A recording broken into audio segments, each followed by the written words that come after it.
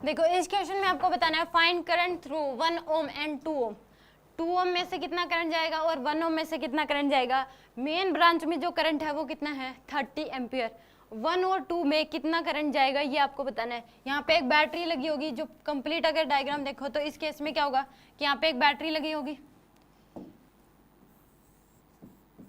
उसमें से जो करंट निकल रहा है वो कितना है 30 एम्पियर का। ये बताना है कि 1 ओम और 2 ओम में से कितना करंट जाएगा इंडिविजुअली, इनकी वैल्यू बतानी है। तो इस क्वेश्चन में टॉपिक है ब्रांचिंग ऑफ करंट। ये वाला क्वेश्चन भी किससे क्लियर हो जाएगा, बाय क्वेश्चंस के थ्रू ये क्लियर हो जाएगा कि ब्रांचिंग ऑफ करंट है क्या। बेसिकली अगर बुक में देखोगे तो इसमें अलग से कोई टॉपिक नहीं दे रखा आपको ब्रांचिंग ऑफ करंट का, क्वेश्चंस में ही समझाया गया है कि आपको एक टॉपिक दे दिया, जैसे मान लो यही क्वेश्चन दे दिया आपको कि इस क्वेश्चन में ये बताना है कि इस ब्रांच में कितना करंट जाएगा, इस ब्रांच में कितना करंट जाएगा। बुक्स में आपको ये नहीं मिलेगा अलग से टॉपिक ब्रांचिंग ऑफ करंट, ठीक है। तो इसके क्वेश्चन बार बार यूज होते हैं इसलिए बना दिया गया अलग से टॉपिक ब्रांचिंग ऑफ करंट की किस तरीके से करंट की ब्रांचिंग हो, कि किस ब्रांच में कितना करंट जाए। मेन बैटरी में से इतना करंट निकल रहा है, मान लो वो मेन ब्रांच है, आगे 4 पार्ट्स में डिवाइड हो रही है या 5 पार्ट्स में डिवाइड हो रही है, तो हर एक ब्रांच में कितना करंट जाएगा। तो इस केस में पहली बात तो आप ये नोट कर लो कि अगर कोई भी दो इक्विपमेंट्स चाहे रेजिस्टेंस हो बैटरी हो, उनके अक्रॉस पोटेंशियल डिफरेंस हमेशा क्या रहेगा इक्वल रहेगा अगर वो पैरेलल में जुड़ी हुई है तो। लिख लो if two equipments are connected in parallel to each other,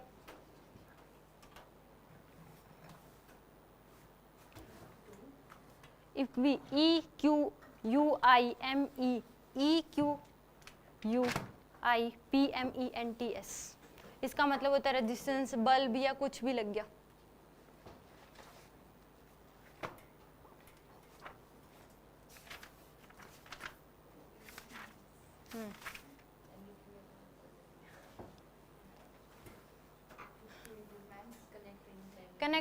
Are connected in parallel, then potential difference across them will be same.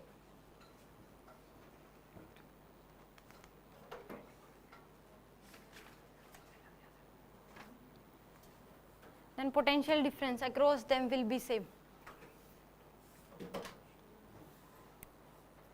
ठीक है, चाहे रेजिस्टेंस हो कैपेसिटर हो, कोई भी अगर जुड़े हुए पैरेलल में जुड़े हुए हैं तो उस केस में दोनों के अक्रॉस पोटेंशियल डिफरेंस क्या रहेगा सेम रहेगा। अगर ये किस में जुड़े हों रेजिस्टेंस कैपेसिटर अगर सीरीज में जुड़े हुए हैं तो करंट क्या रहेगा सेम रहेगा उसमें। If they are connected in series then current remain same. अगर ये दोनों ही किस में जुड़े होते हैं सीरीज में तो दोनों में करंट क्या होता सेम होता। If two equipments are connected in series, then current will be same.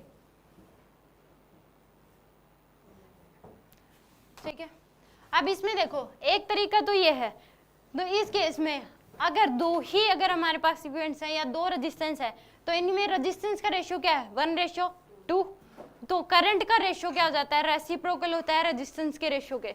Resistance का रेशियो यहाँ पे 1:2, तो करंट का रेशियो हो जाएगा 2:1। तो यहाँ पे इसमें करंट जाएगा 2, 2 पार्ट्स इसमें जाएंगे और 1 पार्ट्स इसमें जाएगा। रेजिस्टेंस का रेशियो 1:2, तो करंट का रेशियो क्या होगा 2:1, यानी कि इस करंट के टोटल 3 पार्ट होंगे जिसमें से 2 पार्ट इसमें जाएंगे और 1 पार्ट इसमें जाएगा।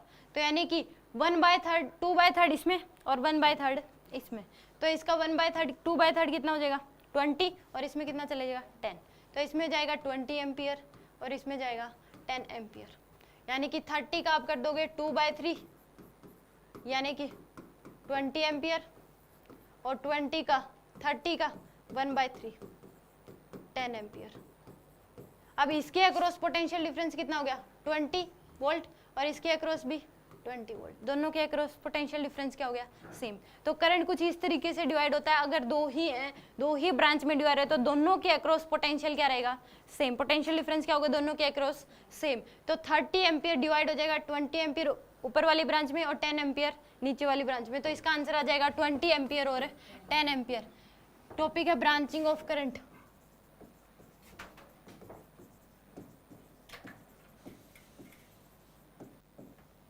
ठीक है, समझ आ गया ये क्वेश्चन, नेक्स्ट कर दो। इसमें भी आपको बताना है कि करंट बताना है 2 ओम में से और 6 ओम में से कितना करंट जाएगा। मेन ब्रांच में करंट कितना है 12 एम्पियर। तो इस केस में ये दोनों भी किसमें जुड़े, पैरेलल में, दोनों के अक्रॉस पोटेंशियल डिफरेंस सेम रहना चाहिए। तो रेजिस्टेंस का रेशियो क्या है 2:6 यानी कि 1:3। तो करंट का रेशियो क्या हो जाएगा 3:1। ये क्या होगा करंट का रेशियो, यानी कि टोटल इसके कितने पार्ट होंगे 4 पार्ट होंगे, जिसमें 3 इसमें जाएंगे और 1 इसमें। तो इसमें करंट कितना जाएगा आपके पास 9 एम्पियर और इसमें जाएगा आपके पास 3 एम्पियर। तो 2 ओम में से जाएगा 9 एम्पियर और 6 ओम में से 3 एम्पियर। तो 2 ओम के अक्रॉस पोटेंशियल डिफरेंस कितना हो जाएगा 18 वोल्ट और 6 ओम के अक्रॉस भी पोटेंशियल डिफरेंस 18 वोल्ट। तो आंसर आ जाएगा इसमें 9 एम्पियर और 3 एम्पियर दोनों ब्रांच में। ये तो सीधा है कि आप इसको डायरेक्ट भी कर सकते हो और इसको निकालने के लिए एक अलग तरीका भी है कि आप बिना रेशियो देखे कैसे बता सकते हो कि किस ब्रांच में कितना करंट जाएगा, और नेक्स्ट क्वेश्चन के थ्रू समझ आ जाएगा आपको। ये समझ आ गया। देखो इसमें बताना है कि 4 ब्रांच है, एक ब्रांच मेन ब्रांच कितने ब्रांच में डिवाइड होगी 4 ब्रांच में। यह बताना है कि 1 ओम का रेजिस्टेंस है 2 का 3 का 4 का, ये चारों के चारों किस में जुड़े हैं पैरेलल में। फर्स्ट ब्रांच में 1 ओम में से करंट जा रहा है I1 का, 2 ओम में से I2 का, 3 ओम में से I3 का और 4 ओम में से I4 का। ये बताना I1 की वैल्यू क्या होगी, I2 की क्या होगी और I3 की और I4 की। एक तो इसमें तरीका सभी के अक्रॉस पोटेंशियल डिफरेंस तो क्या रहेगा सेम रहेगा, सभी के अक्रॉस पोटेंशियल डिफरेंस क्या रहेगा सेम। अब इसमें देखो I1 की अगर वैल्यू निकालनी है तो एक तरीका है, पहले सभी का क्या निकाल लो R इफेक्टिव निकाल लो। क्या निकाल लो R इफेक्टिव। तो R इफेक्टिव क्या हो जाएगा 1/R effective equal to 1/R1 plus 1/R2 plus 1/R3 plus 1/R4, यानी कि 1/1 प्लस 1/2 प्लस 1/3 प्लस 1/4। मैंने इसको कहा R1, ये R1 है, R2 R3 और R4। तो एलसीएम ले लो आप, कितना आ जाएगा 12 प्लस 6 प्लस 4 प्लस 3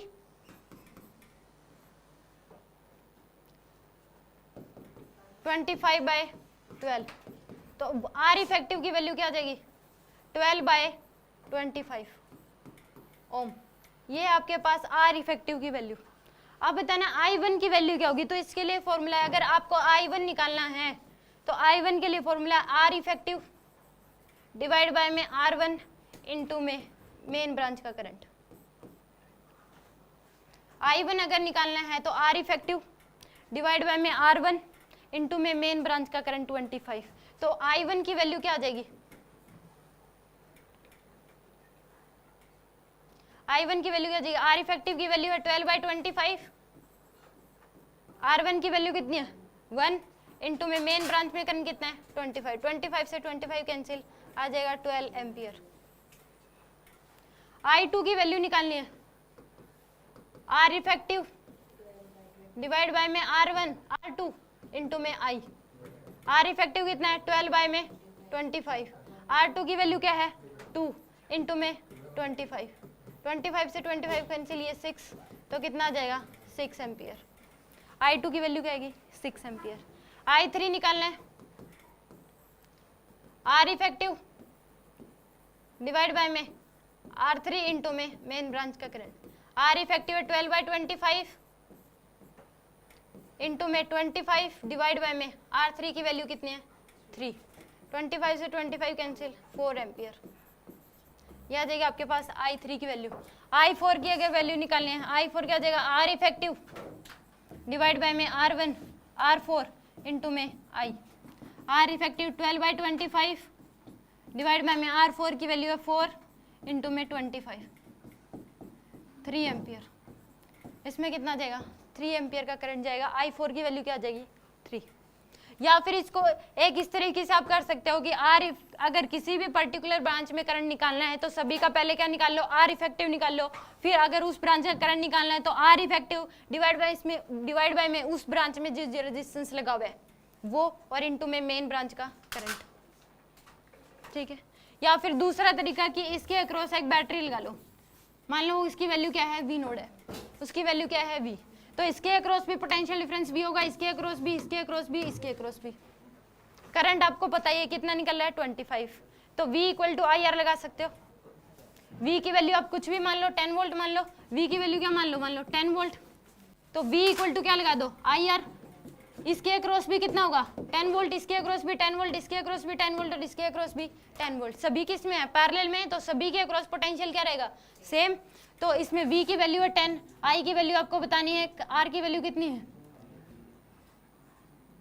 या फिर इसके इसमें 25 मेन ब्रांच में करंट दे ही रखा है तो R की वैल्यू है 1 को, देखो नहीं आएगा इससे भी,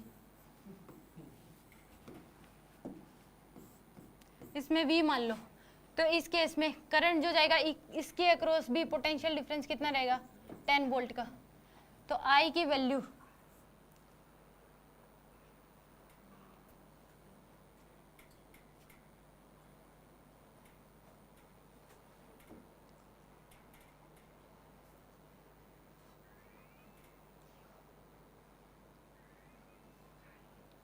R इफेक्टिव तो निकालना पड़ेगा, V बाय R होगा ना, I की वैल्यू जो आएगी वो क्या आएगी V बाय R आएगी, I की वैल्यू क्या आएगी V बाय R,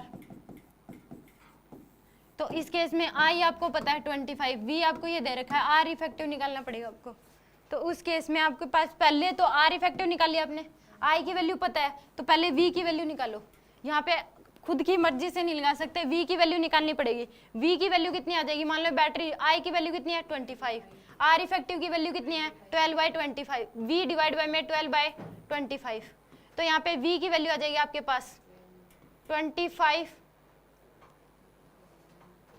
इंटू में 12 डिवाइड बाय में 25, यहाँ से V की वैल्यू आएगी, देखो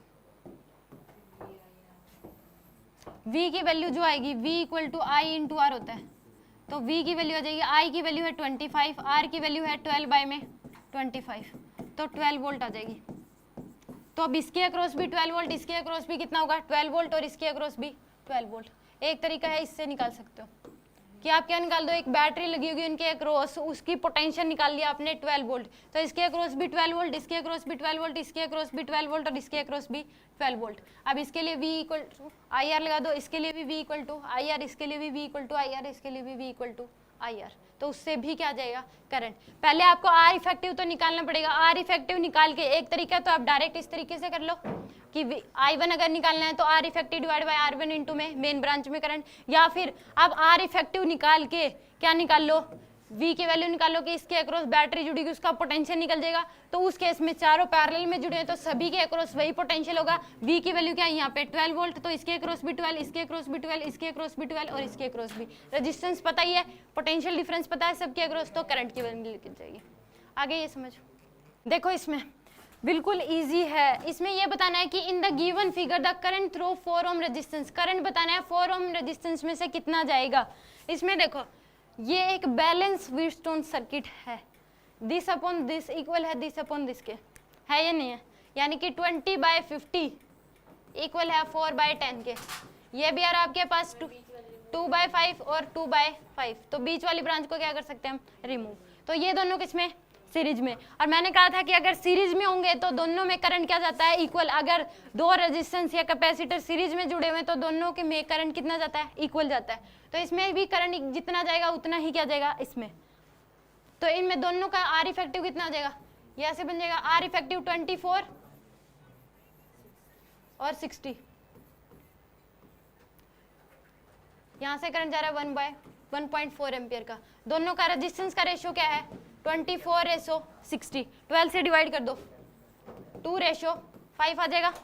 रेजिस्टेंस का रेशियो क्या है 2:5, तो करंट का रेशियो क्या आ जाएगा 5:2, तो इसमें से करंट जाएगा 5 पार्ट इसमें जाएंगे 2 पार्ट इसमें, यानी कि 1/1.4 इंटू में 5/7 और इसमें जाएगा 1.4 इंटू में 2/7 0.2, या इसमें जाएगा 0.4, इसमें जाएगा 1 एम्पियर। तो 4 ओम में से जो करंट जाएगा वो कितना जाएगा 1 एम्पियर का करंट जाएगा। समझ आ गया।